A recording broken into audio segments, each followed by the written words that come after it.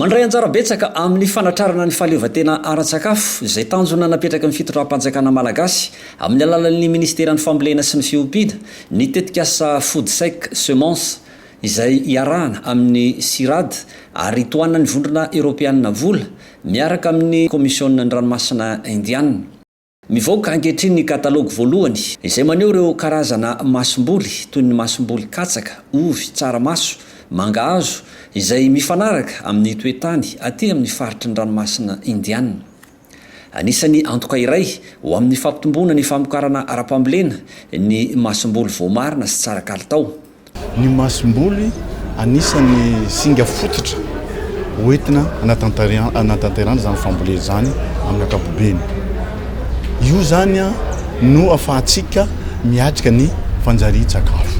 Masomboly jerena zany amin'ny alalan'ny fiarahamonina sy ireo institution de recherche FIFA ka zay no anatanterahana zao atrikasa zao ahafahana amoaka paikady mba ahafahantsika mahazo masomboly no atsaraina sy tena tanjona dia tsara kalitao misy ahafahan'ny mpambolitsika ampiakatra ny vokatra eo anivony fambolena zay karakaraina isan-tsokajy. Ny FIFA foibe pirenena momba ny fikarohana ampiarina eny ambanivohitra no rafitra ara-panjakana izay mandray anjara betsaka amin'izao ezaka izao. Ny FIFA tao amin'ny alalan'ity tetikasa Foodsec Semence ity dia namokatra karazana katsaka, masomboly katsaka mahatanty ny fiovaovan'ny toetr'andro indrindra ny tsy fampiniorana, eo ihany koa mahatanty ary mamokatra rehefa ohatra ka ny tratran'ilay chenille légionnaire d'automne izay mampikaikaiky antsika tantsamy izao fotoana izao.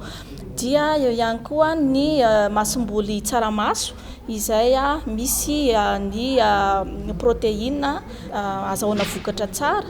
Dia eo ihany koa masomboly ovy izay vokariny miara-miasa aminay ny FIFA Manor ary manampy ny projet Foodsec amin'ny famokarana FIFA Manor masomboly tsara kalitao. Misy karazana ovy efa izay efa miparitaka fa ty fotoana izany no ahafahana mamokatra bebe kokoa ny masomboly io. Dia ihany koa ny mangahazo mamokatra tao mangahazo koa izay salama tsy satria ny tamin'ny mangahazotsika amin'izao fotoana izao misy an'ilay aretina kely ireny dia tamin'ny alalan'ity projet Foodsec ity no ahafahana mamokatra tao tsy misy an'izay aretina izay.